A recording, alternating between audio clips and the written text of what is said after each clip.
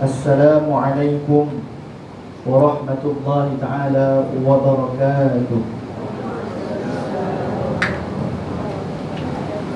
Alhamdulillah, syukur kehadirat Allah Subhanahu wa taala kerana dengan limpahan rahmah serta inayah daripada Allah, maka Allah Subhanahu wa taala masih lagi membekalkan kepada kita dengan kepelbagaian nikmat. Ada nikmat yang telah pun kita terima sejak daripada dulu sehingga semalam, lalu dipanjangkan lagi sehingga hari ini. Ada nikmat yang Allah Subhanahu wa taala sedang kurniakan kepada kita setiap detik selepas ini. Ada nikmat yang Allah Subhanahu wa taala berikan kepada kita, rancang untuk dianugerahkan kepada kita selepas ini. Mudah-mudahan dengan setiap nikmat, kepelbagaian anugerah yang dikurniakan oleh Allah Subhanahu wa taala itu menjadikan kita seorang hamba kepada Allah yang lebih bertakwa. Dalam arti kata, menggunakan setiap nikmatnya dengan tujuan untuk melaksanakan perintah Allah. Dan juga mudah-mudahan dengan nikmat itu agar dapat memberi kemampuan kepada kita untuk meninggalkan apa sahaja yang Allah Ta'ala larang. Sebab itulah tujuan kehidupan apabila kita dihidupkan dari hari ke hari. Jadi kalau tak sedar tentang matlamat itu, agak susah kita nak islah, nak perbaiki diri kita agar menjadi hamba kepada Allah Subhanahu wa taala. Dalam perjalanan dunia nak pergi ke akhirat, sahabat-sahabat guru yang dirahmati oleh Allah Subhanahu wa taala, dalam perjalanan kita hidup di dunia nak menuju di akhirat, tempat kita semua hala tujuannya sama, iaitu mudah-mudahan kita semua dikumpulkan, dibangkitkan, direzekikan untuk menjadi penghuni syurga Allah Subhanahu wa taala. Amin. Jadi bila kita impiannya sama, maka ketika di dunia ni lah kita nak kejar rahmat Allah Subhanahu wa taala. Dan rahmat Allah itu boleh kita perolehi dengan dua jalan. Yang pertama, jalannya mesti kita ni termasuk di kalangan orang yang beriman. Kalau tak beriman, tak dapat rahmat. Kalau tak beriman, tak dapat rahmat yang memungkinkan kita masuk dalam syurga Allah Ta'ala. Ini semua kena jelas. Kemudiannya yang kedua,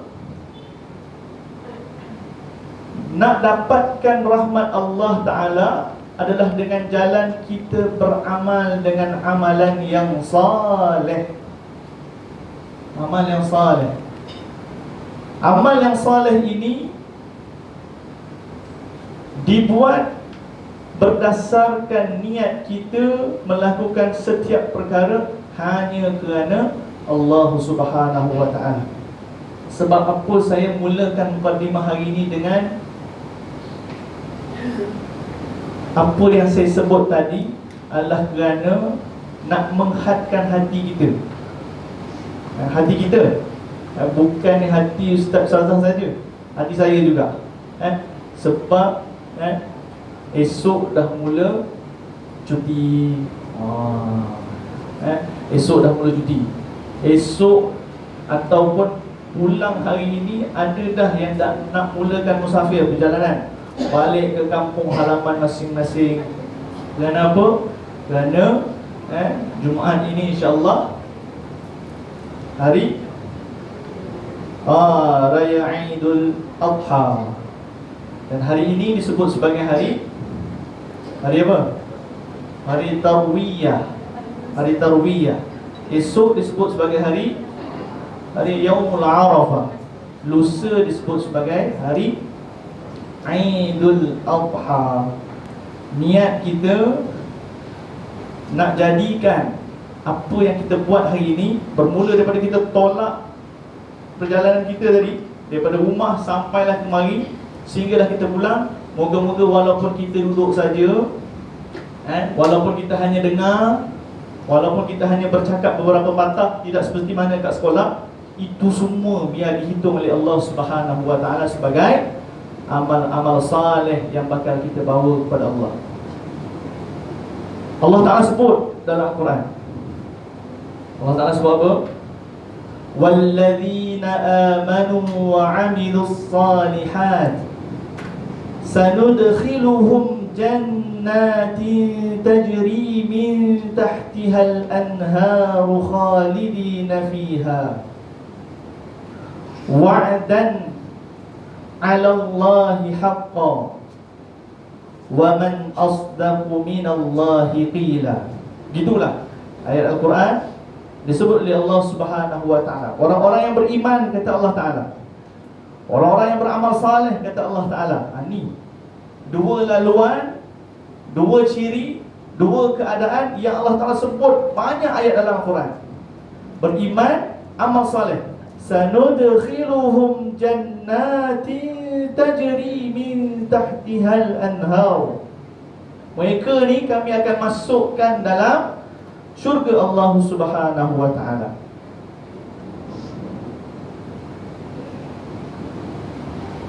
Wa'dan 'alaihi haqqan wa man asdaqu minallahi qila. Janji siapa lagi yang lebih ditepati? Wa'dan 'alaihi haqqan wa man asdaqu minallahi qila. Sesungguhnya janji Allah Ta'ala itulah yang sebenar-benarnya. Begitu juga dalam ayat yang lain Allah Ta'ala sebut, wa man ya'mal minas salihati min dzakarin aw untha wa huwa mu'min.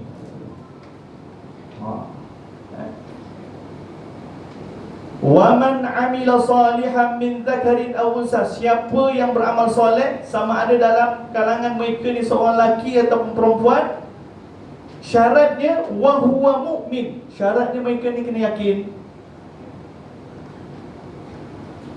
Kalau kita tak yakin, kita ni dari kalangan orang lelaki ataupun perempuan, kalau kita tak yakin yang kita ni termasuk dalam kalangan orang beriman, kalau kita tak yakin kita ni sedang buat amal-amal soleh tanpa keyakinan, mukmin ini tanpa keyakinan, kepercayaan apa yang dibuat ini bakal Allah Ta'ala anugerahkan di hari kemudian, iaitu nikmat berada dalam syurga Allah Ta'ala, maka setiap yang kita buat hari ini jadi sia-sia. Jadi hari ini Ustaz Ustazah kena yakinkan diri. Walaupun duduk saja, kadang-kadang sesetengah orang Allah Ta'ala bagi nikmat yang lebih, muka dia tiba-tiba bercahaya. Bercahaya bukan apa, mungkin dia intai WhatsApp, Facebook, cerah muka dia. Contoh bercahaya. Maknanya biarpun begitu, tapi kita duduk sini dengan niat yang sama, nak beramal saleh, mudah-mudahan Allah Ta'ala terima sebagai timbangan mizan, dan kemudiannya diletakkan kita dalam kumpulan yang mendapat rahmat, iaitu duduk dalam syurga Allah Subhanahu Wa Ta'ala dengan sebab kita berada dalam majlis ilmu. Sebab bila duduk dalam majlis ilmu ni, dengan penambahan apa yang kita perolehi, mudah-mudahan bertambahlah amal ibadah kita di sisi Allah Subhanahu Wa Ta'ala. Baik, Ustaz Ustazah yang dirahmati Allah, kalau tak kenal maka tak cinta. Jadi saya nak kenalkan diri saya. Saya Syahrul Nizam bin Muhammad Ahmadi, salah seorang guru di MITS Alam Impian. MITS Alam Impian sebagai guru penolong kanan tahfiz di sana. Jadi saya berkhidmat di MITS Alam Impian daripada tahun 2010 sehinggalah hari ini, tak berpindah lagi mana-mana. Jadi duduk di sana, berkhidmat di MITS sehingga ke hari ini, sehinggalah saat ini, alhamdulillah.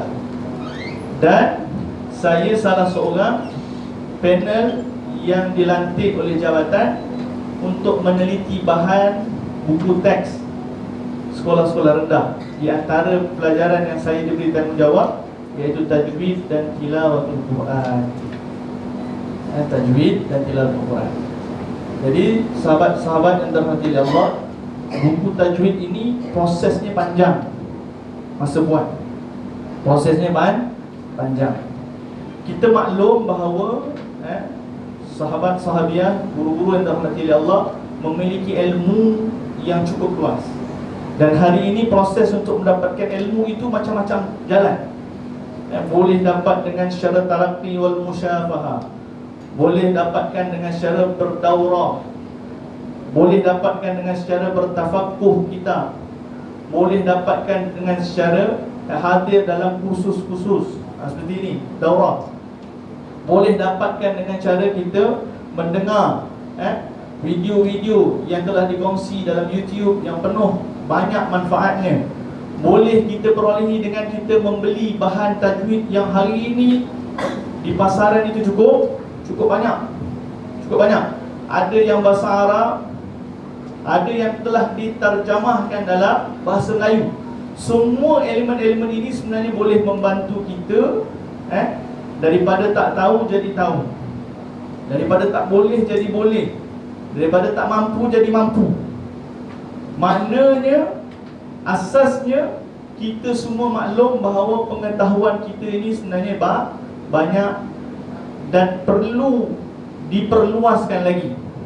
Namun begitu, dalam proses pembuatan buku teks, kita hadkan bahawa pengetahuan yang kita nak terapkan pada pelajar, perkara yang kita nak muatkan dalam buku teks ini adalah untuk diberi kepada level sekolah rendah, iaitu anak-anak daripada darjah 1 sampai darjah 6. Dan hari ini kita nak bahaskan perkara tajuk yang dihimpunkan dalam buku teks tahun 4.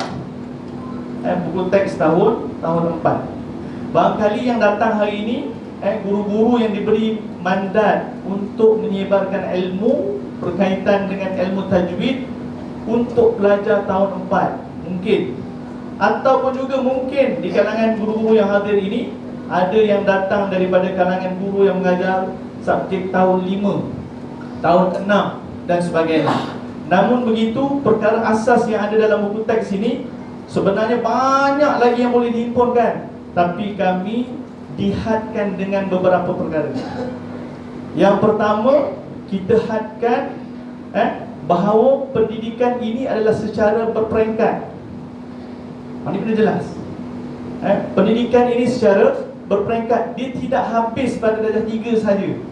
Dia tidak habis darjah 4. Dia tidak habis pada darjah 5. Tidak selesai sampai darjah 6. Bahkan dia perlu teroka sampai hari ini. Kita pun belajar dan juga mengajar dan juga belajar. Ini kena jelas. Sebab apa? Sebab ada yang datang jumpa saya, Ustaz, kenapa terlalu ringkas sangat? Ada yang datang jumpa saya, Ustaz, kenapa tidak dikupas bab ini? Ada yang datang jumpa saya, Ustaz, kenapa bab ini dulu buku teks begini-begini, kenapa hari ini jadi begini-begini? Ada yang datang jumpa saya. Hari ini kita kena sama-sama jelas bahawa pendidikan itu secara berperingkat. Disebabkan pengetahuan kita ni luas, jadi sama-sama kita nak bawa diri kita ni untuk meneliti perjalanan kehidupan sebagai anak-anak yang umurnya 10 tahun. Sebab hari ini kita nak bahaskan darjah 4. Boleh gitu. Itu asas yang pertama. Beberapa perkara yang saya sebut, kita membina buku ni, asasnya yang pertama, pendidikan itu secara berperingkat. Yang kedua, kita terikat dengan kontrak-kontrak jabatan dengan penerbit yang tidak boleh buku teks ini dibina setebal 200 muka surat. Tidak boleh buku teks ini dibina dengan setebal 100 muka surat. Sebab dia ada jumlah-jumlah yang telah dipersetujui. Maknanya tidak boleh ditambah terlalu banyak, tidak boleh dikurang. Dia ada had-had dia saja. Jadi kerana itulah ada perkara yang kita gugurkan dan ada perkara baru yang kita tambah, yang kita harapkan elemen itu boleh diterapkan kepada pelajar-pelajar. Maka hasillah dia buku ini. Lalu buku ini digunakan untuk dirancang oleh guru-guru dalam RPT, kan?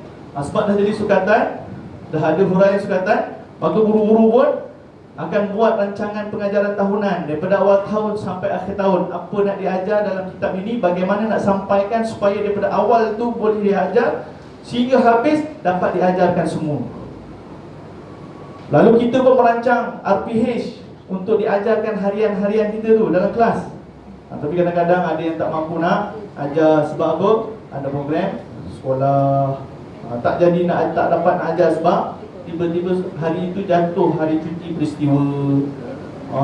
Tak boleh nak ajar juga, ditangguhkan lagi kelas sebab apa? Kita pergi berkursus. Laju saja. Berkursus. Tidak boleh diajar kadang-kadang sebab terhad kerana kita berjogging, bercovid. Bercovid. Macam bermain belakang covid tu kan, bercovid. Bolehlah. Sebab kita disekat had kita tu dengan musibah yang berlaku seantero dunia, covid. Ada juga dengan sebab kita pun bercuti dan macam-macam asbab lagi. Sebab itulah asas dalam pembikinan buku teks ini, apa yang kita letakkan pada tajuk tahun 4 ini adalah perkara yang telah disepakati dan dipersetujui oleh panel-panel yang ada. Cuma jabatan melantik panel luar, sebab guru yang menulis bahan itu adalah di kalangan guru-guru sekolah rendah. Bahan yang asal ni guru-guru sekolah rendah yang tuliskan balik daripada buku lama masuk dalam komputer. Kemudian saya menyemak untuk memastikan bahan itu apa yang perlu dikurang, apa yang perlu ditambah. Kemudian bila pembentangan seterusnya dengan Profesor Dr. Abdul Rahman.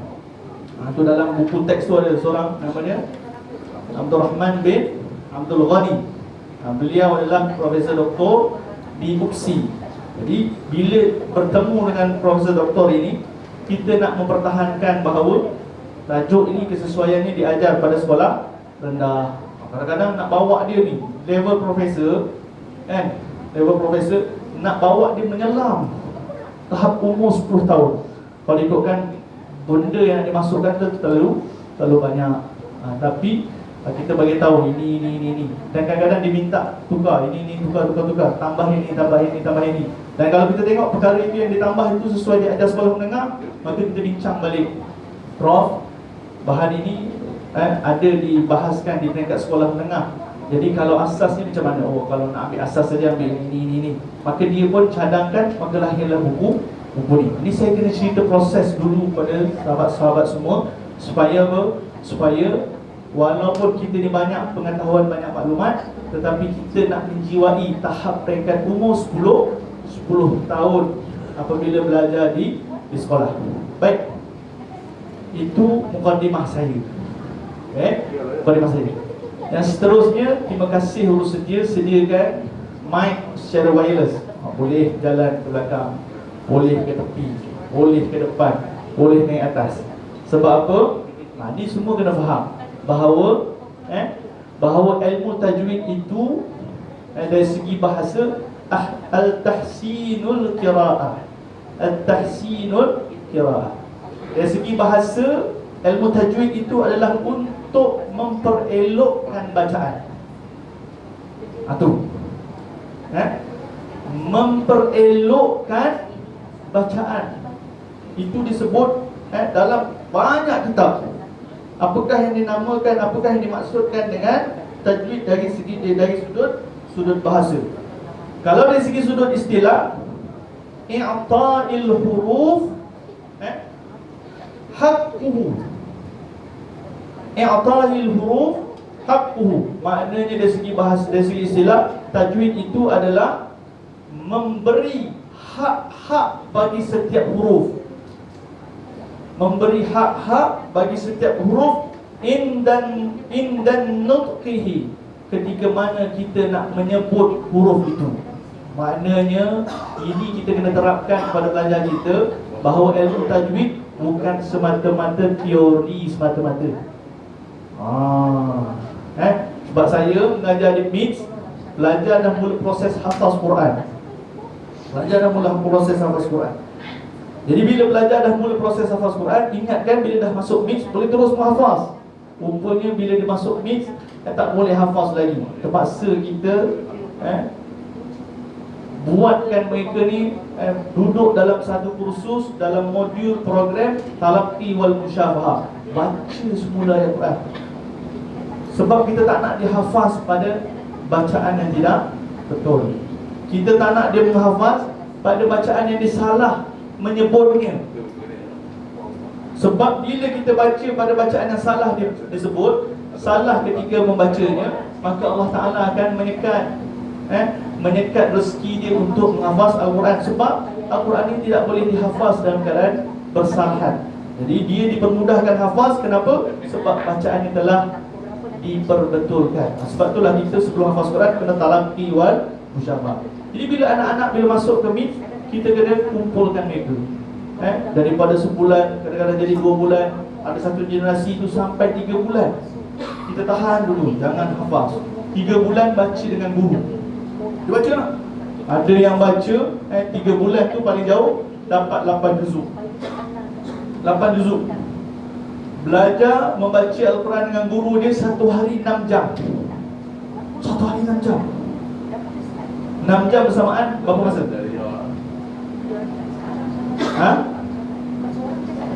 Kalau 6 jam apa? Kalau 12 masa kan? Sebab satu masa tu setengah jam. Jadi kalau 6 jam 12 masa, itu 1 hari kita Ustazah. Ustaz, seminggu berapa masa? 12 kali 5 60 masa dengan guru Al-Quran daripada bulan Januari sampai bulan Mac. Sebab apa? Sebab nak membetulkan, nak alignment balik, nak balancing balik apa yang disebut, supaya apa yang disebut itu betul untuk memudahkan dia hafaz. Sebab itulah kita bila dia mereka hafaz Quran, semua pelajar teorinya cemerlang. Sebab dia kuasai mumtaz dalam pentafsiran, dia memperolehi mumtaz dalam PSRA. Tapi masalah yang berlaku kerana apa? Kerana nutqah, dia nak sebut huruf itu, rupanya sebutan dia masih belum kemas. Sebab itulah kita kena perbaiki ataupun perbaharui tentang amalan untuk menyampaikan ilmu tajwid ini, bukan hanya kepada teori, tetapi more atau lebih kepada nutqah praktikal. Nutqah sebutan secara amaliyah, secara praktikal. Nutqah. Sebab tu saya suka sangat dia dapat mic macam ni. Nanti saya akan bahaskan tentang ahkam nun sakinah wa tanwin. Tiadalah yang kena baca. Kat sana nanti adalah yang kena sebut kalimah-kalimah bacaan-bacaan Al-Quran. Supaya apa? Supaya apa yang kita nak ajar kepada anak didik bukan hanya di teori. Teori ni ramai dah yang boleh.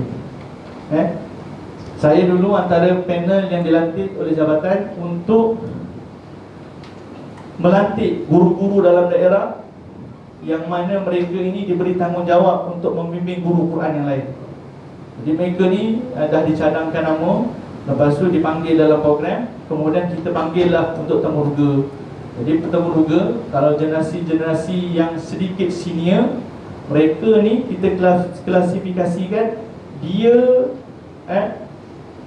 mengetahui ilmu bacaan yang baik. Maknanya orang-orang yang senior ni, kumpulan-kumpulan yang umur dia sedikit senior dan veteran, mereka ni kalau baca Al-Quran memang baca bacaannya mumtaz. Kalau generasi muda yang macam saya dan ke bawah-ke-bawah, bila kita suruh membaca Al-Quran, dia bacaan dia biasa-biasa. Tapi kalau kita tanya ilmu teori pada generasi macam saya dan ke bawah, teori-teori, tanyalah sifat huruf, tanyalah makhraj huruf, tanyalah hukum apa-apa, tanyalah pertemuan ni dengan ni apa hukumnya, semua dalam kepala. Kalau orang yang sedikit senior, sedikit veteran, kalau kita tanya benda-benda teori-teori ni, dia orang tak ingat. Tak ingat. Dia orang tak ingat sebab dia orang lebih mahir menyebut. Sebab itulah amalan orang lama-lama dulu, kerap kali mereka datang atau hadir membaca kelas membaca Al-Quran. Tidak pada kelas pembelajaran ilmu tajwid. Hari ini kita nak sama-sama naik.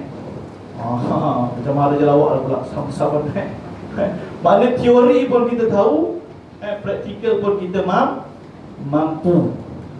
Jadi hari ini insya-Allah kita sama-sama bahaskan tajwid tahun 4. Tajwid tahun 4 untuk tafakuh. Pada tahun lepas kita dah mulakan dengan tahun 3. Tahun ini tahun 4. Tahun depan mungkin tahun 5. Tahun depan lagi mungkin tahun 6. Oi, pembelajaran ni 4 tahun. Mungkin orang ni lain-lain lah kot lain-lain lah. Tapi pembelajaran ada daerah yang panggil saya, dia minta mula mengajar tahun 6. Sebab tahun peperiksaan. Ajar dulu tahun 6, kemudian tahun 5, kemudian tahun 4, baru tahun 3. Ada daerah dia tengok kehadiran. Yang hadir ada yang datang tahun 5 lebih ramai. Ustaz, sebab ramai yang datang tahun 5, Ustaz ajar untuk tajwid tahun 5. Dah sudah tahun 5 saja pula. Tiba-tiba 3 tak ada, 6 tak ada, 4 tak ada, 5 tengah-tengah. Ikutlah. Asal boleh dimanfaatkan. Jadi itulah hari ini diminta untuk saya tahun 4. Baik, sahabat-sahabat guru yang dirahmati oleh Allah Subhanahu wa taala.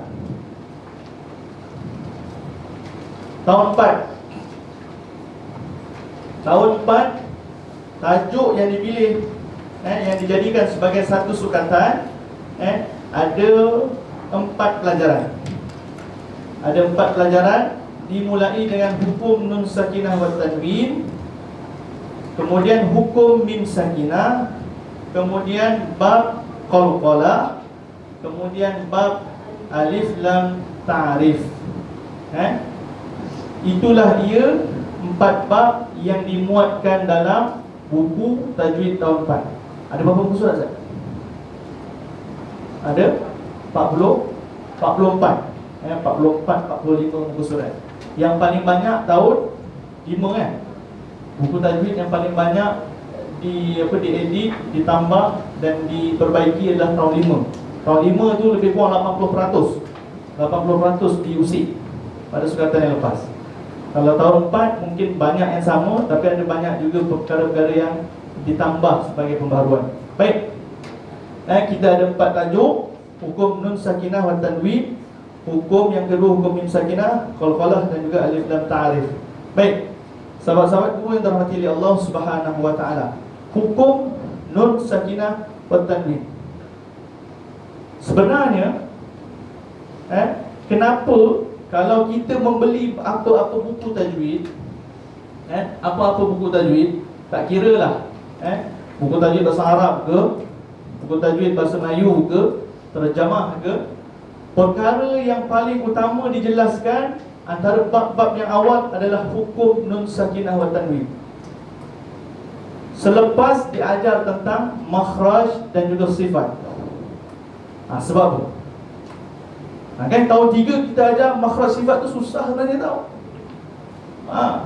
Kalau zaman saya di sekolah rendah, saya sekolah rendah jahit juga, di Mujahidin, Kafah Al-Mujahidin, Damansara Utama.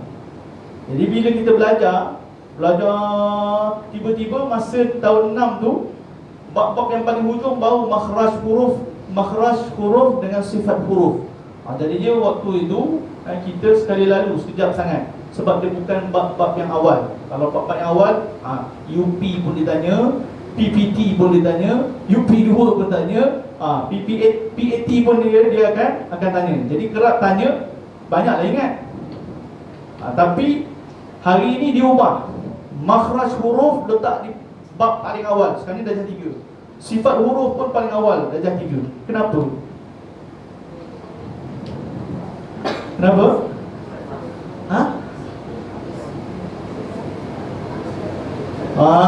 Sebutan. Sebelum nak menyebut tentang hukum-hukum yang ada terkandung dalam Al-Quran, diperbaiki dulu huruf-huruf sebutan itu.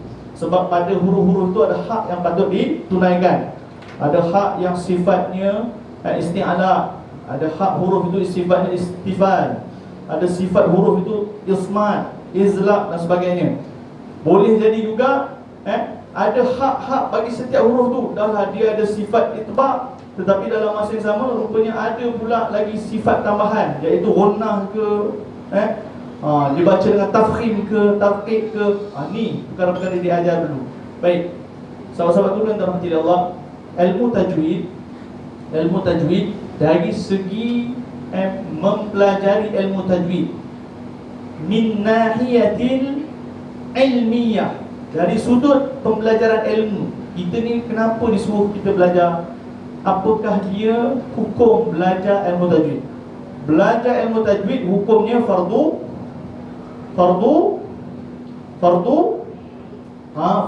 kifayah.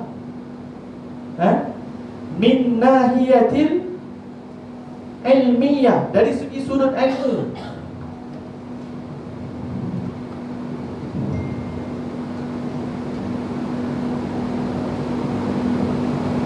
Ini hukumnya fardu kifayah. Fardu kifayah. Kalau min nahiyatil amaliyah,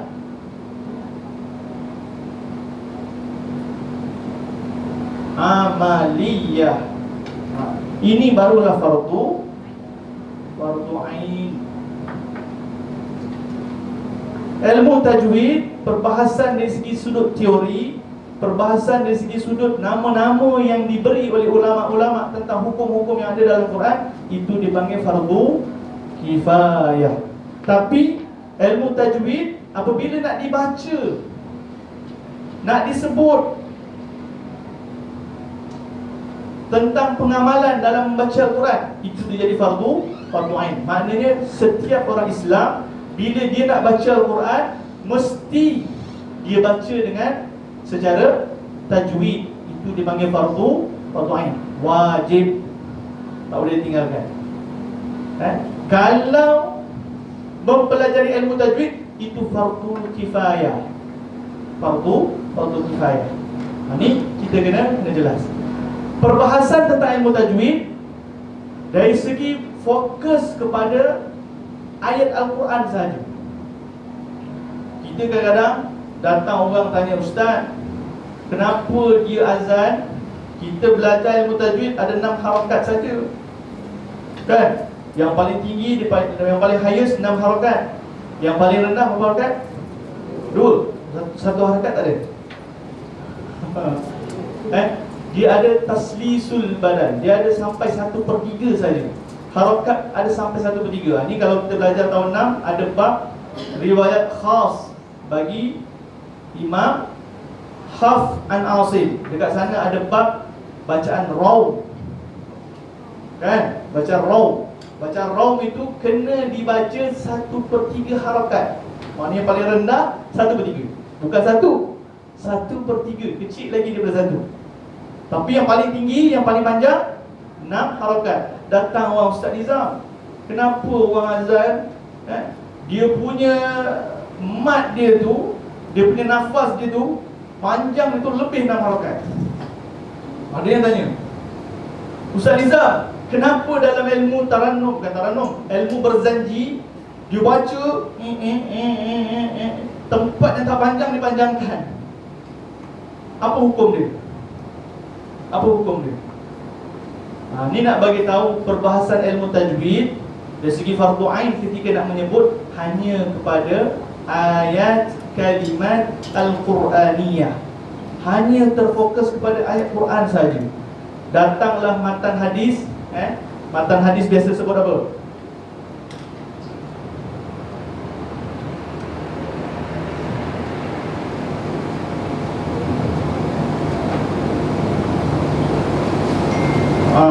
Ada hadis menyebut man qala la ilaha illallah dakhala jannah. Siapa yang menyebut la ilaha illallah fi akhirih, pada akhir usia dia, dakhala jannah, akan dimasukkan dalam syurga. Ustaz, kenapa dia baca man qala sedangkan sini adalah hukumnya nun mati bertemu qaf? Apa nun mati bertemu qaf hukum dia?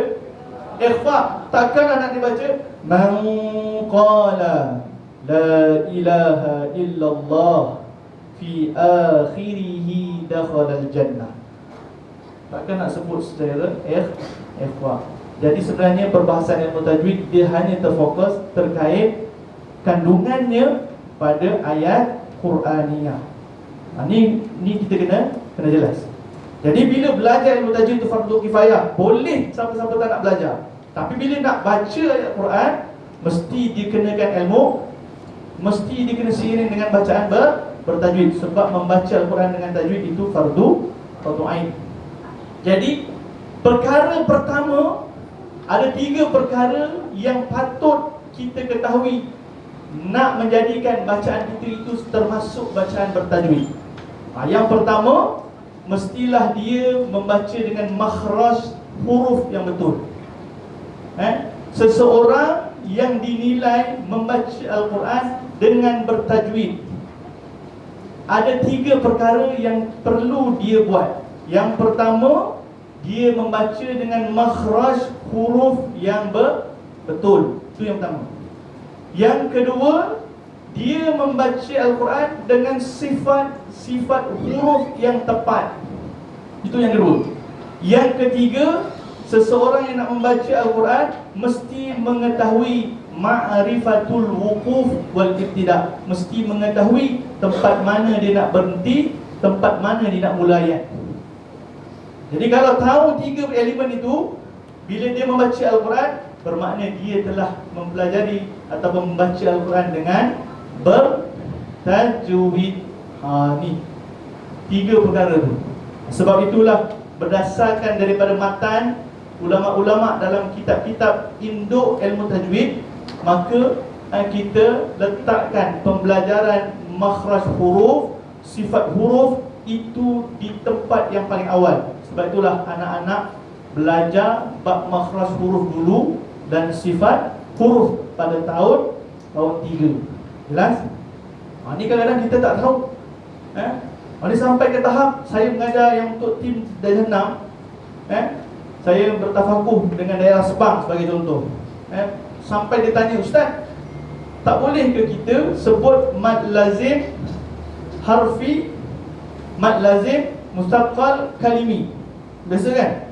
Kalau orang senior, bayi-bayi yang atas daripada umur saya, kebanyakan ni dia menghafaz dengan mad lazim mustaqal kalimi ataupun mad lazim mukhaffaf kalimi.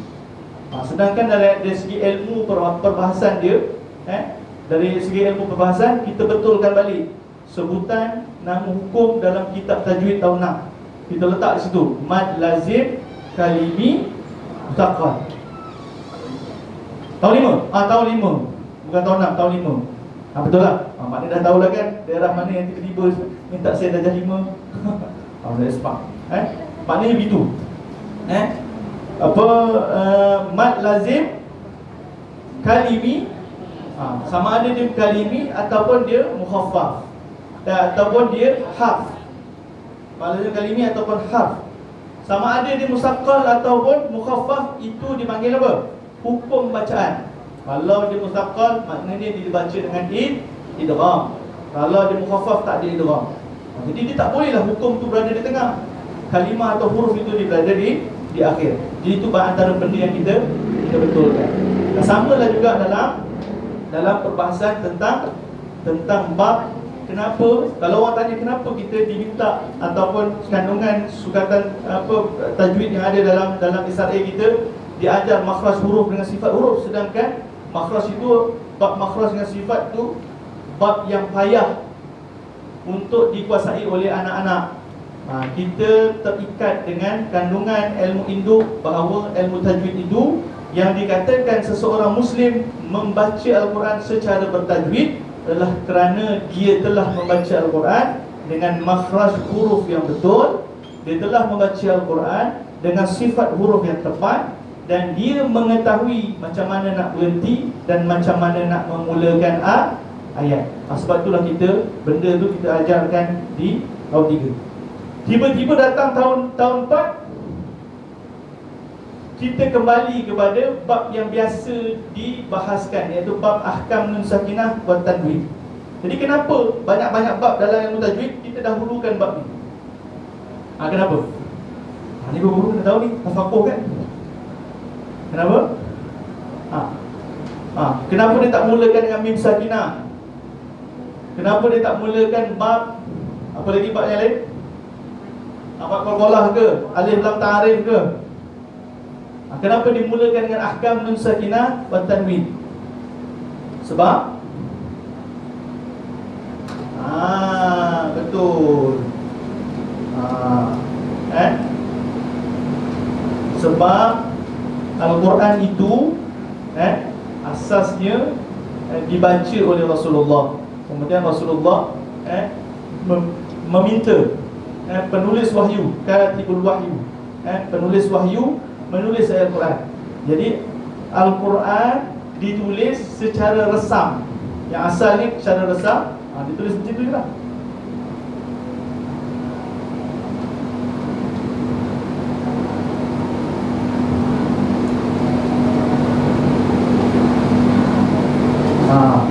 Ini dipanggil resam.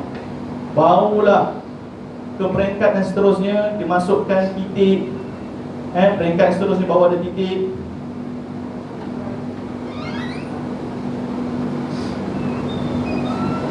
Baru dah masukkan titik ni ya, ni nun, ni ba. Kemudian peringkat seterusnya selepas dimasuk titik, dia masukkan apa? Barulah dimasukkan baris. Baris asalnya dulu dibuat bulat dia. Bulat, kalau baris atas dia buat macam ni, baris bawah macam ni, baris depan dia ada menyengit sikit. Tu peringkat yang awal. Kemudian barulah diletakkan baris secara sempurna. Itu dhabtul Quran. Meletakkan bentuk-bentuk tanda-tanda dalam Al-Quran. Barulah jadi baris. Bismillahirrahmanirrahim. Barulah letak baris. Jadi bila diletakkan baris, waktu inilah peranan ahkam nun sakinah wa tanwin dalam Al-Quran itu terlalu banyak. Hampir setiap baris ada perbahasan berkaitan dengan hukum ahkam nun sakinah wa tanwin. Bukan setakat setiap surah, bukan setakat setiap muka surat, bahkan setiap baris itu ada dibahaskan tentang hukum ahkam nun sakinah wa tanwin. Maknanya ahkam nun sakinah wa tanwin ni ada kesan yang sungguh besar dalam Al-Quran. Kesan dia sungguh besar dalam Al-Quran. Kalau orang tak baca dengan ahkam nun sakinah wa tanwin, nampak sangat cacatnya. Walaupun dia baca dengan mat yang betul, walaupun dia baca dengan mat yang betul, mat lazim dia baca betul, mat jaiz munfasil dia baca betul, panjang dia, mat wajib mutasil dia baca betul. Tapi kalau dia tak baca Al-Quran dengan ahkam nun sakinah wa tanwin, nampak sangat cacatnya. Sebab di mana-mana ada hukum ini. Sebab itulah hukum ini diletakkan di bab yang paling awal. Jelas? Ini kena tahu. Jadi kita nak tahu pula apa bezanya nun sakinah dan tanwin. Apa beza dia nun sakinah wa tanwin?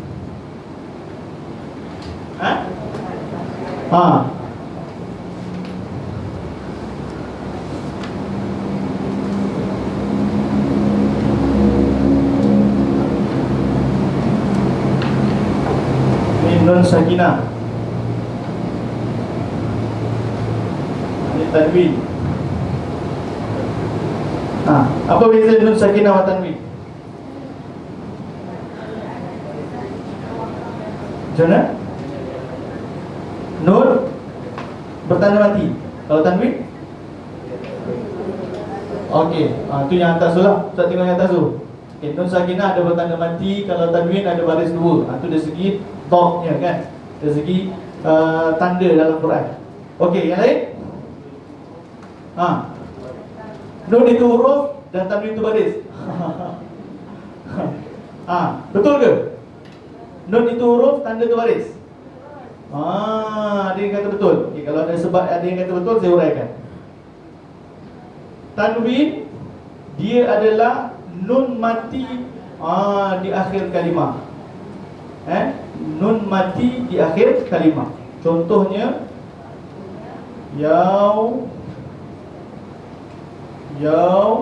ma'i zin. Ashal kalimah, aslul kalimah, asal kalimah yauma izin.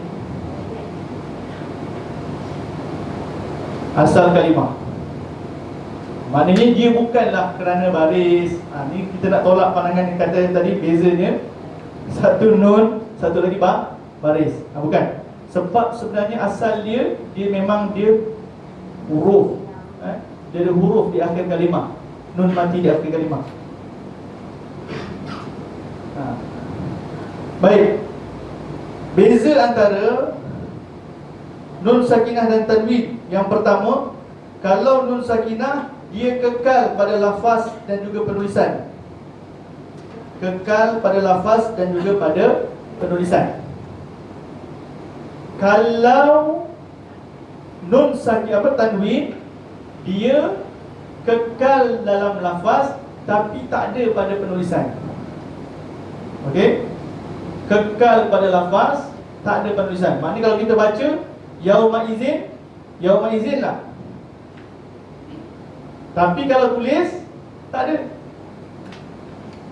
Kalau nun mati ketika lafaz pun kita sebut, ketika tulis pun memang kita nampak.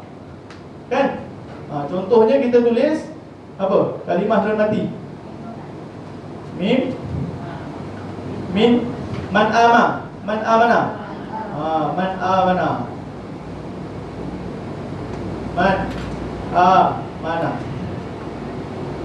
Pada bacaan pun ada, pada tulisan pun ada. Kalau tanwin, pada bacaan ada, pada tulisan tak ada. Jelas? Itu yang pertama. Yang kedua, nun sakinah dia berlaku ketika waqaf dan juga ketika wasal. Maknanya kalau kita nak berhenti pada man saja pun boleh waqaf, ketika wasal pun boleh. Sebab ketika wasal dia tak menghilangkan nun sakinah. Tapi kalau tanwin dia berbeza.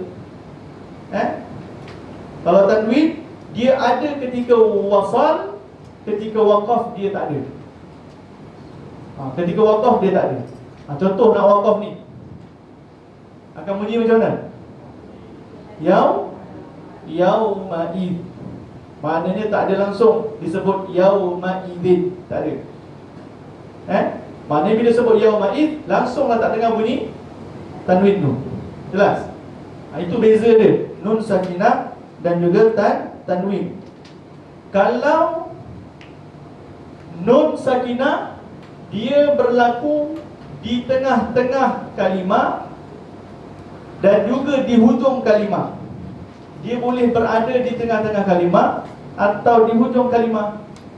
Kalau tanwin, dia hanya berada pada hujung kalimah, tengah-tengah tak ada. Tengah-tengah tak ada. Itu nun sakinah dibezakan dengan tanwin. Jelas Maknanya benda itu tak ada dalam buku. Tak ada buku, tak ada dalam buku. Dalam buku dia terus tulis nun sakinah, nun yang tidak berbaris atau nun bertanda mati. Betul lah tu. Tanwin berbaris 2 di atas, baris 2 di bawah dan juga baris 2 di depan. Tetapi antara kedua itu ada beza. Ada beza. Walaupun kita bunyi dia yauma izin, satu lagi man, nampak macam sama, tapi dia berbeza. Ada perbezaan sifat-sifat di antara keduanya. Baik, seterusnya tanda-tanda nun sakinah. Tanda-tanda nun sakinah ada 3 bahagian. Ada nun yang tak ada tanda apa-apa, ada nun yang ada tanda mati, dan ada nun yang ada tanda mim di atas. Dia siap tulis kat situ huraiannya. Maksudnya kalau nun tak ada tanda menunjukkan hukum ikhfa ataupun hukum idgham. Kalau nun yang ada bertanda mati menunjukkan hukum izhar halqi. Ini pun kena diajar diajar kepada anak-anak. Kenapa dia ada kalimah halqi, kenapa ada kalimah hakiki. Sebab sampai sekolah menengah ada juga pelajar yang jawab secara umum, izhar saja. Sedangkan izhar ada berapa? Dua. Izhar ada tiga. Satu izhar halqi, satu izhar syafawi, satu lagi izhar mutlak. Tu. Ada tiga bahagian. Kalau ikhfa ada dua. Satu ikhfa hakiki, satu ikhfa syafawi, satu lagi tak ada. Satu lagi tak ada. Maknanya dua saja. Jadi kena disebut pada anak didik. Kalau ikhfa apa? Izhar apa? Sebab kalau hukum izhar selain daripada halqi, izhar syafawi, itu bukan perbahasan nun mati. Dia akan jadi perbahasan mim yang mati. Mim sakinah. Baik. Nun yang atasnya ada mim menunjukkan hukum iqlab. Itu merujuk pada tanda-tanda dalam Al-Quran. Tanda-tanda tanwin pula. Tanda-tanda tanwin. Ni sedar tak ni? Dalam Quran ada perbezaan tanda. Ada Ada. Jadi tanda-tanda itu merujuk kepada hukum-hukum. Tanda-tanda itu juga boleh merujuk kepada hukum. Yang pertama, ittiba'. Ittiba' maknanya kata tanda itu mengikut. Mengikut. Tanda itu mengikut. Dia selari. Istilahnya ittiba' itu adalah selari.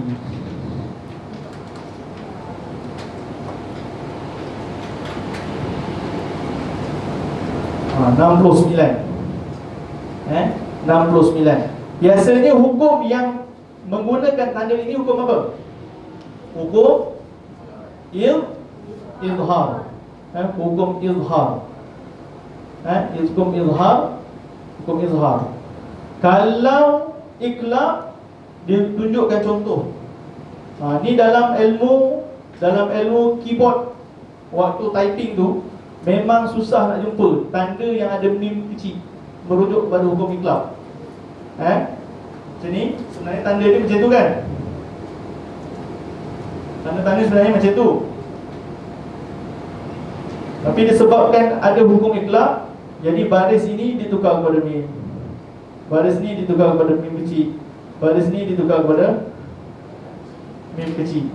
Jadi benda ni nak diedit, nak di crop, masuk dalam bahan. Tukar komputer tercicir, print tercicir. Sebab benda ni dia tak ada pada Word. Dia crop, dia letak. Ni kalau kita nak buat soalan periksa pun sama kadang-kadang. Baik. Itu tanda untuk hukum iqlab. Yang seterusnya tarkib. Tarkib, dia akan menyengit sedikit. Kalau macam ni dia selari. Satu lagi dia macam tu.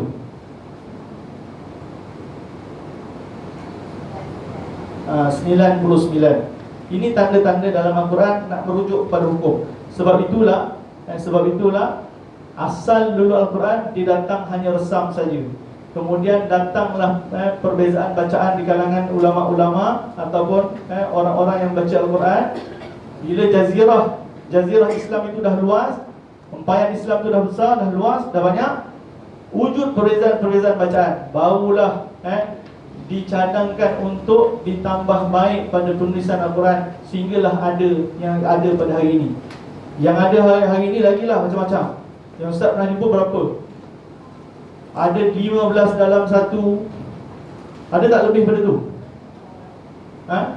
Satu mashaf. Dulu mashaf hanya kertas kuning tu je, kan? Mashaf Quran hanya tu je, warna white and black je, hitam je semua. Kemudian dia masukkan elemen warna pada tajwid. Itu dia panggil Quran mujawwad. Ada hukum ni dia warna hijau, bunah. Kalau hukum izhar, dia ada tanda, ada tanda merah dan sebagainya. Kemudian meningkat lagi. Hari ini dah sampai ke ada Quran waqaf al-ibtida.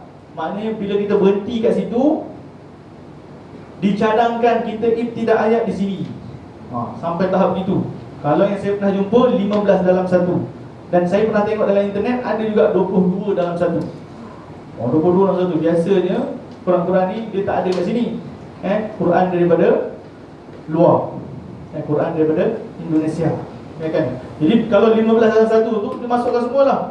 Asbabun nuzul, waqaf wal ibtida, ilmu tajwid, apa lagi? Tafsir ilmu yasar, tafsir yang mudah, yang dipahami. Apa lagi? Macam-macam lah, macam-macam yang dihimpunkan. Baik. Jadi ini tanda-tanda dalam Quran. Jadi tanda-tanda ini dah boleh membantu untuk orang yang tak belajar tajwid, tak tahu nama, tapi dia tahu itu adalah hukum bacaan untuk izhar. Daripada tanda-tanda ni, walaupun tak belajar ilmu teori tajwid, ketika membaca dia tahu, oh ini dia panggil apa? Hukum ikhfa. Sebab itulah tanda-tanda ini jugalah orang-orang yang tidak boleh melihat Quran, bila dia menghafaz Al-Quran, dia guna Quran Braille tu, dengan tanda itulah dia tahu rupanya baca dia kena gunnah, kena idghamkan, kena panjang, baca dengan mad yang panjang dan sebagainya. Ini tanda-tanda dalam Quran. Baik. Hukum nun sakinah wa tanwin. Ada berapa? Ada berapa?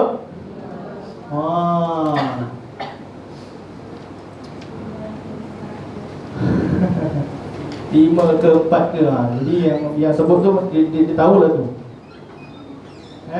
Dalam matan, dalam ilmu tajwid, dalam kitab induk matan Sulaiman Al-Jamzuri, dalam kitab Tuhfatul Atfal, dia menyebut bahawa linnuniin taskun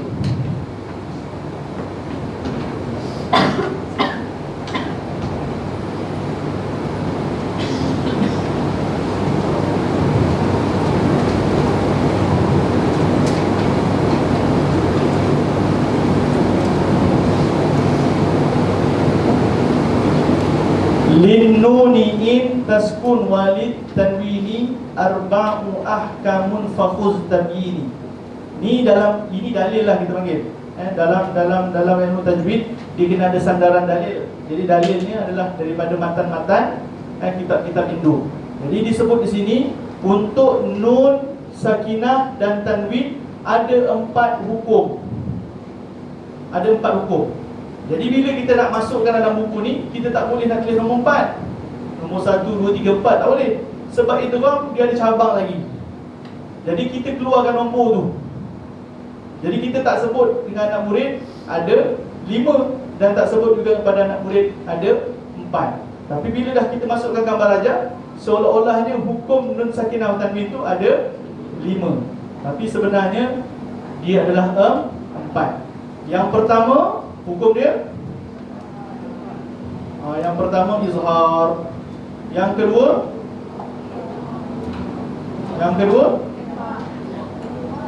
idgham. Yang ketiga ikhla. Yang keempat ikhfa. Yang keempat ikhfa. Tapi sebenarnya pada idgham tu ada idgham bi ghunnatin dengan idgham bila gunnah ataupun bi ghairi ghunnatin.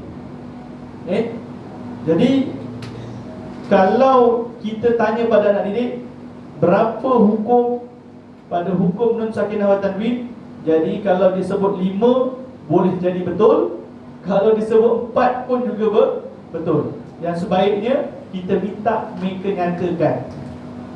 Kan, kalau nak tanya dalam pemeriksaan taksiran, nak tanya tentang kefahaman, nak refleksi pengajaran kita, jadi ada berapa? Nanti dia akan nyatakan. Kalau 4 kita tanya dia apa yang dia faham. Tapi kalau 4 tu dia nyatakan izhar, idgham bi ghunnatin, idgham bi ghairi ghunnatin, iqlab, salah lah. Sebab tak ada tak ada ikhfa. Dia jadikan itu sebagai salah satu cabang dalam bab. Tapi sebenarnya dalam matan memang 4, tetapi kita masukkan sini ada 5 secara terus. Baik. Kita tengok pula pada muka surat yang keempat. Tahukah anda nun sakinah wujud pada bacaan dan tulisan sama ada ketika menyambung atau berhenti bacaan? Ini tadi kita dah masukkan. Tanwin ialah nun mati tambahan yang terletak di hujung kata nama atau wujud pada bacaan dan ketika menyambung bacaan, tetapi tidak wujud pada tulisan dan ketika berhenti bacaan. Ini pun tadi kita dah bahaskan. Amalkan. Ini menjaga dan menghormati Al-Quran dengan meletakkan di tempat yang tinggi. Meletakkan di tempat yang tinggi. Okey, kita masuk muka surat yang kelima. Bab izhar halqi. Dari segi baca, pada bahasa izhar jelas, nyata dan terang. Pada istilah melafazkan nun sakinah atau tanwin dengan jelas, nyata, terang apabila bertemu dengan salah satu daripada huruf-huruf izhar. Baik.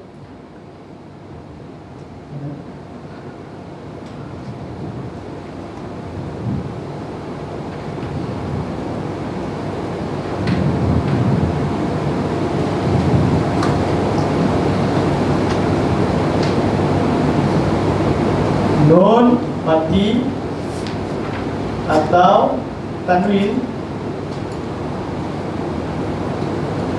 bertemu dengan huruf-huruf izhar. Huruf izhar berapa? Ada 6. Apa huruf dia? Hamzah, ha, ain, ha, ghin, kha. Baik. Sekarang ni dikata izhar secara bahasa dibaca jelas dan nyata dan terang.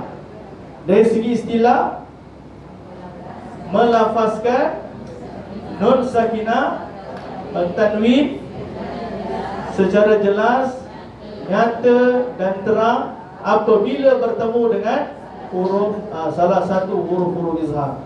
Jadi kita tahu sekarang ni kita bahas bab ahkam nun sakinah wa tanwin. Ini kita tengah bahaskan. Yang kedua, bab yang kita tengah bahaskan ni apabila bertemu dengan huruf-huruf ni, maka dinamakan hukum ini adalah hukum izhar. Izhar. Jadi bila nama dia hukum izhar, kita diminta baca secara jelas, terang dan nyata tu. Jadi sekarang ni apa yang kita kena baca jelas?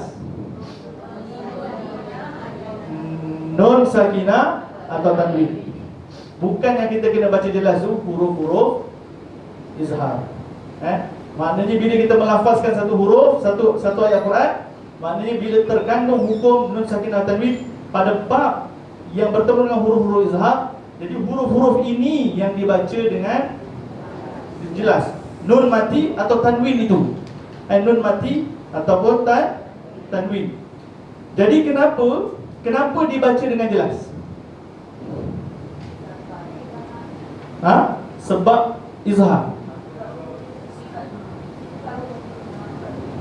Dia tak ada dengung. Okey, dia tak ada dengung. Sebab sifat huruf izhar. Sifat huruf izhar. Okey lagi? Kenapa kena dibaca jelas, nyata dan terang? Sebab maksud izhar itu sendiri dah memang disuruh jelas, nyata dan terang. Apalah ustaz ni? Jadi ada lagi jawapan lain?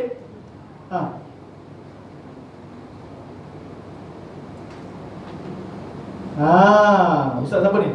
Ustaz Syawal. Ustaz Syawal kata sebab makhraj huruf izhar berada pada kedudukan halqu.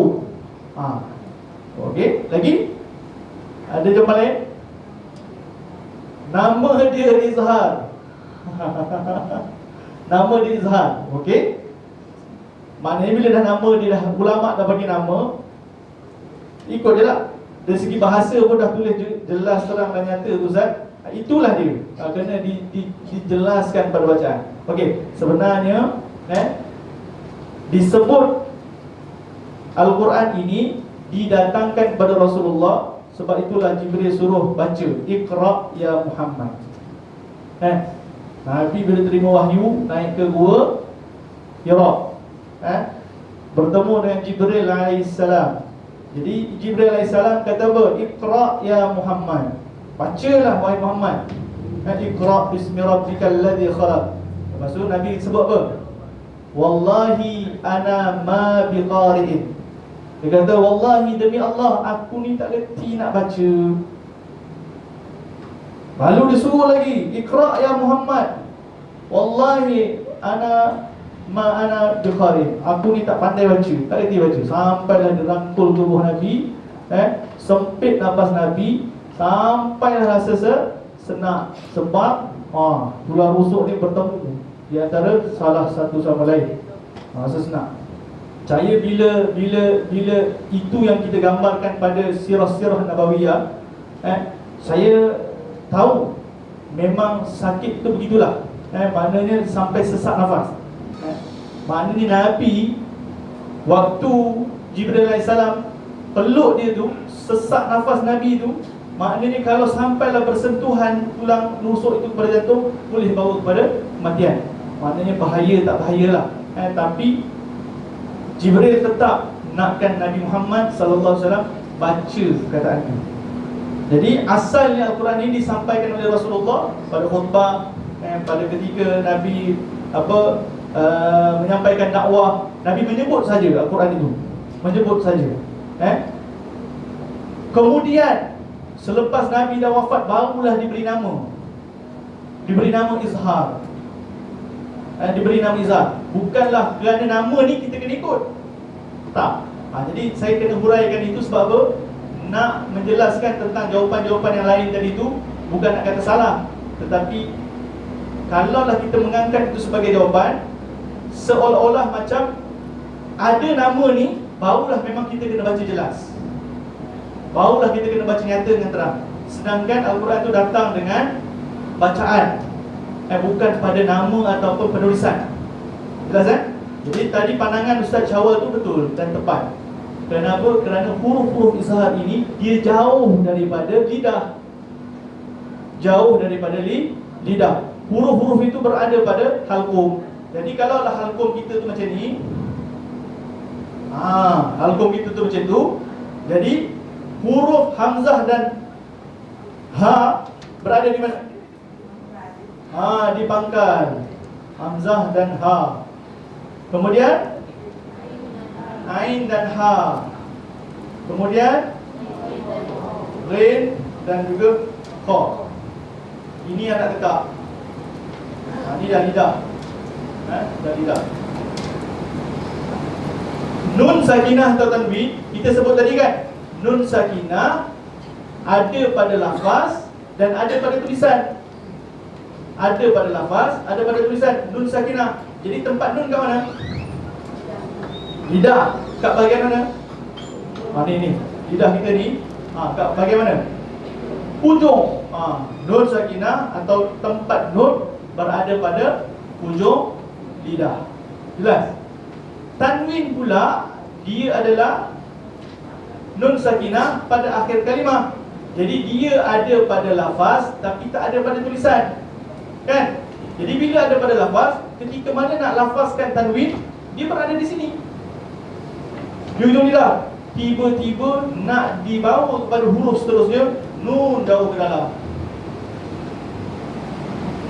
Kerana itulah, bagi menyempurnakan bacaan seperti mana yang dilafazkan oleh Rasulullah sallallahu alaihi wasallam, ulama menjelaskan bahawa hukum izhar itu adalah jelas, nyata dan terang apabila menyebut nun sakinah dan tanwin. Maknanya kita jelaskan sini seolah-olah memisahkan dengan huruf seterusnya yang berada di bawah. Jelas? Sebab itulah dinamakan sebagai izhar. Dan kenapa diletakkan halqi? Izhar halqi, sebab huruf-huruf itu adalah huruf-huruf halqum.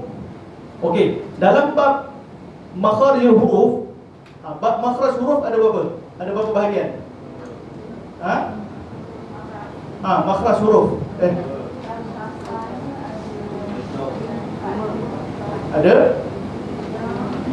Ada 5.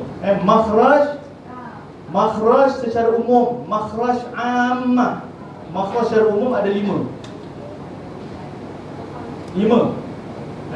Yang pertama al-jawf, yang kedua al-halqu, yang ketiga al-lisan, yang keempat al-syafatan, yang kelima Al-khayshum. Okey. Tetapi ini makhraj umum yang pembahagiannya ada 5 tempat. Makhraj khasah, makhraj khas ada 17. Ada 17. 17. Makharijul huruf 17 ala alladhi yakhtaruhu man ikhtabar. Itu dalil daripada matan Tuhfatul Atfal. Kata ulama, makharijul huruf, tempat keluar huruf ada 17 yang menjadi pilihan ulama-ulama, orang-orang yang terpilih. Mana ulama-ulama Quran lah? Ulama-ulama Quran dia kata ada 17. Sedangkan dalam buku kita masukkan 5 saja. Sebenarnya dia akan jadi macam ni lah. Yang pertama kat sini al-jawf. Makhraj khas dia juga al-jawf. Hurufnya alif, waw dan ya, al-madiyah. Al-madiyah. Yang kedua al-halqu. Halqu. Yang ni yang pertama, ni makhraj khasah. Khasah. Ni ammah. Pakai alis pula sebab whiteboard ni kecil. Begitulah. Ini ammah, ini khasah. Ammah ada satu jauh. Tempat yang pertama makhraj khas jauh. Tempat yang kedua ammah al-halqu. Tetapi tempat yang kedua untuk khasah aqsal hal. Hamzah ha. Tempat yang ketiga adna, bukan, wastul. Wastul hal, ain dengan ha. Kemudian yang keempat adnal hal, ghain kha, sampailah 17. Tapi kat sini ada 5 bahagian. Kat sini ada, maknanya jauh ni ada hanya satu tempat keluar khas dia. Kalau al-halqu ada 3. Kalau al-lisanu ada 10 tempat. 10 tempat. Kalau jadi 10 tambah 4 dah 14. Kalau asyafatan ada 2 tempat khas. Kalau khayshum ada 1, gunnah, melalui hidung. Jadi ada 17. Jadi nak bagi tahunya, izhar halqi, izhar adalah kerana nak menjelaskan nun sakinah dan tanwin. Tapi kenapa diletakkan nama halqi? Kerana dia terkait dengan makhraj bagi tempat huruf-huruf halqum. Tempatnya di aqsal hal, wastul hal ataupun adnal hal. Tempatnya di sini. Jauh daripada tempat nak membunyikan nun sakinah ataupun tanwin. Baik. Hukum bacaan izhar halqi wajib dibaca dengan jelas, iaitu terang, nyata dan terang bunyi nun mati atau tanwin tanpa dengung apabila bertemu dengan huruf-huruf izhar. Huruf-huruf itu tak nampak huruf-hurufnya. Okey. Saya nak dengar ni ustazah atau ustaz baca. Boleh? Yang pertama saya nak dengar huruf hamzah. Ustaz, baca yang satu kalimah, 2 kalimah dengan yang tanwin. Wa yan'auna. 2 kalimah Min ahli. Tanwin. Adabun alim. Adabun alim. Okey, untuk ghain pula.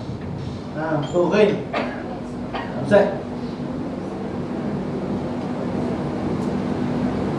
Fasayunqidun min ghammin la'afuwun ghafur. La'afuwun ghafur. Jadi wun itu tanwin. Hujung pada kalimah tanwin ada nun, yang mati. Jadi sebab tu bunyi dia la'afuwun, sebab ketika menyebutnya ada nun sakinah di akhir kalimah. La'afuwun ghafur. Begitu. Okey? Jadi kita dah tahu sebenarnya yang nak jelaskan adalah nun sakinah ataupun tanwin, bukanlah pada huruf-huruf izhar tu. Ini kadang-kadang orang baca ada yang tersilap. Dia baca tersilap. Dia baca tersilap sebab apa? Dia baca tersilap, dia baca dengan gunnah pada hukum izhar. Sebenarnya tak boleh. Tak boleh untuk riwayat kita. Tetapi riwayat yang lain ada. Riwayat yang lain ada. Nama imam itu adalah Imam Abu Ja'far. Imam Abu Ja'far. Jadi kita ni ada 10 imam qiraat. 10 imam qiraat. Imam kita Hafs an Asim, dan jalur yang kita ambil sampai pada Nabi bi tariqi asy-Syatibi. Ni kalau orang tanya siapa guru kamu, guru Quran, bagi tahu bahawa guru kita yang paling awal selain daripada Rasulullah, kita ambil bacaan ni mengikut riwayat Hafs an Asim. Hafs an Asim. Tapi kalau ikut laluan Abu Ja'far pada pertemuan nun sakinah atau tanwin yang bertemu dengan huruf ghain dan juga kha, dia baca dengan gunnah. Ini yang lain lah. Imam yang lain. Imam yang lain. Jadi kalau kita bahaskan tadi, jelas, nyata dan terang nun sakinah dan tanwin, kerana huruf-huruf halqum itu jauh. Tapi tiba-tiba Abu Ja'far boleh baca pula. Siapa boleh bagi pandangan? Kenapa? Kan tadi kita bahaskan tadi, kenapa dibaca izhar? Dibaca izhar sebab ketika mana Nabi menyebut huruf-huruf itu, nun sakinah dan tanwin, huruf itu jauh berada dengan huruf halqum, kan? Sebab tu kena baca dengan jelas, nyata dan terang. Isunya ada imam lain yang juga ambil pada Nabi, tapi dibaca gunnah pula pada huruf ghain dan juga kha. Siapa boleh bagi pandangan? Ustazah. Okey. Kerana huruf ghain dan kha tu hampir pada lidah. Lagi? Jenis qiraat itu juga. Lagi yang lain? Ada? Ustaz ada? Ada pandangan? Sebab sebab kerana imam yang baca itu sengal. Sebab itulah ketika mana nak melontarkan, nak menyebut huruf pertemuan yang ada ghain dengan kha, dia jadi macam tersebut gunnah. Ada jawapan lain? Ada? Sebenarnya jawapan yang awal-awal tadi yang Ustazah bagi tadi itu betul. Kenapa Imam Abu Ja'far dia macam ni lah dia, sebab whiteboard dia kecil. Saya pun naik turun.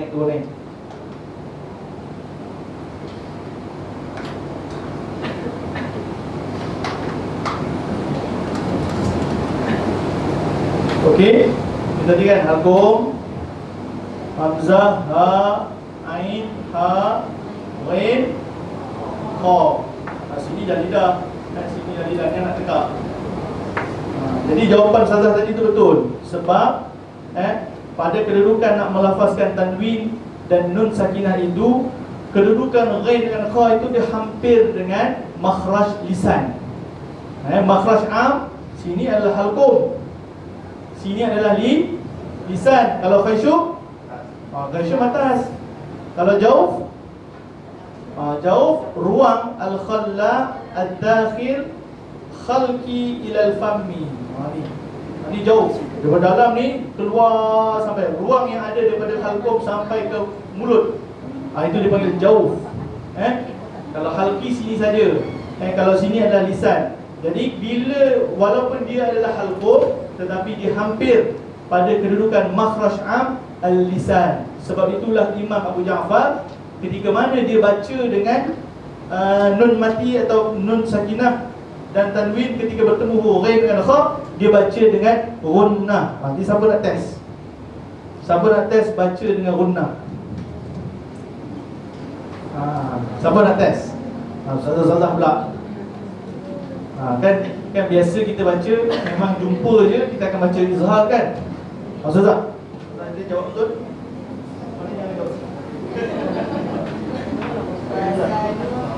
Min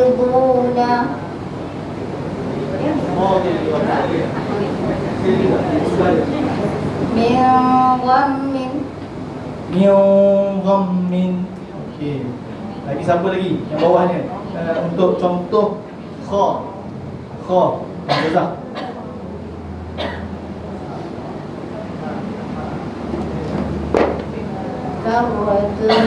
خاسرة. Karratun khasirah.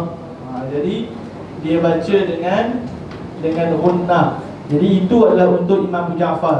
Jadi bukan apa, saya kena jelaskan tu supaya pada asas kepada huraian tadi tu semua tahu kenapa dibaca dengan izhar. Jelas kerana kedudukan huruf-huruf izhar halqum itu jauh daripada tidak. Tapi dalam masa sama kita tak boleh menyalahkan huruf yang halqum juga ada dibaca gunnah. Sebab itu diambil oleh tarik atau pembacaan imam-imam yang lain juga sampai kepada Nabi. Jadi kenapa diambil ghain dengan kha itu boleh dibaca gunnah? Kerana dia berhampiran dengan lidah. Tapi kalau anak didik kita baca, kalau tiba-tiba dia baca gunnah, betul ke salah? Salah lah. Sebab kita ni dah memang diminta untuk ajarkan ilmu Al-Quran di negeri Selangor dengan riwayat Hafs an Asim bi tariqi Asy-Syatibi. Bi tariqi Syatibi. Kenapa kena ambil tariq Syatibi? Sebab kalau tariq Jazari boleh dibaca dua harakat pada bab bab mad jaiz munfasil. Boleh dibaca dengan qasar, dua harakat. Tapi kerana Syatibi dia ambil tawassut semua, jadi dia boleh 4. Yang paling sikit dia boleh 4. Jadi tak boleh baca 2. Yang amalan kita sebelum ni duk fikir boleh 2, 4, 6. Memang boleh. Ada bacaan itu sampai pada Nabi. Tapi tarik atau laluan itu tak sekali, tak sama. Jelas Jadi yang ini kita jelaskan adalah tarik Syatibi. Siapa imam kita? Hafs an Asim.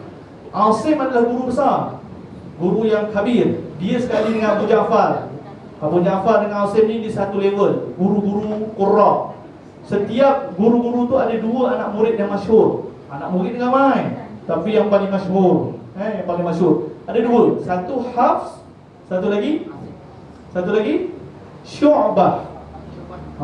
Satu lagi Syu'bah. Okey.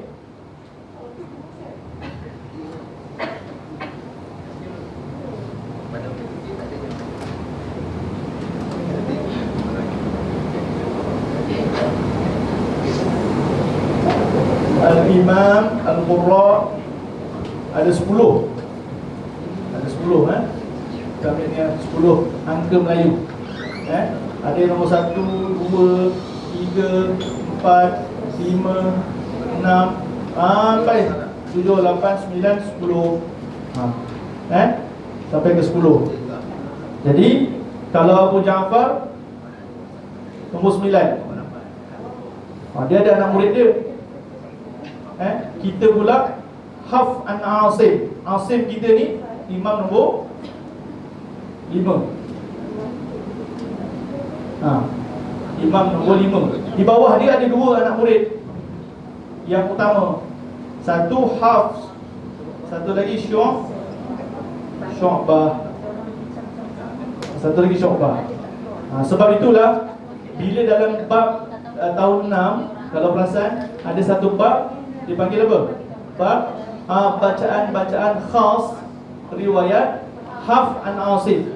Sebenarnya itu kita ahli panel cadangkan pada tajuk itu bukanlah ditulis dengan nama riwayat khas, tapi kita minta ditambah perkataan antara riwayat khas bacaan Hafs an Asim.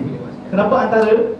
Sebab sebenarnya banyak lagi dalam Quran, tapi hanya letak dalam tu ada 6 saja kan? 7. Ada 7 saja. Sebenarnya ada 20 lebih. 20 lebih. Tapi kita ambil yang apa? Yang utama, yang biasa dah berlegar dalam masyarakat kita, ataupun yang ada contoh daripada Al-Quran. Yang lain pun ada contoh daripada Al-Quran, tapi biasanya dia orang tak tahu ini imam apa, dia orang tak tahu beza. Tak tahu beza. Baik, kita hafal nasib, ada Syu'bah. Ini dua-dua ni anak murid yang utama. Baik. Jadi kalau orang tanya kita baca Quran ni dengan tarik apa? Sebut tarik Asy-Syatibi. Siapa nama imam yang kita ambil? Imam Hafs an Asim. Bukan Hafs bin Asim bukan bin an. An Sulaiman bin Nujud. Maknanya daripada Hafs, daripada Asim. Okey. Kenapa dalam susunan-susunan dalam kitab ni digunakan hamzah ha, sedangkan kita akan jumpa huruf ha dulu.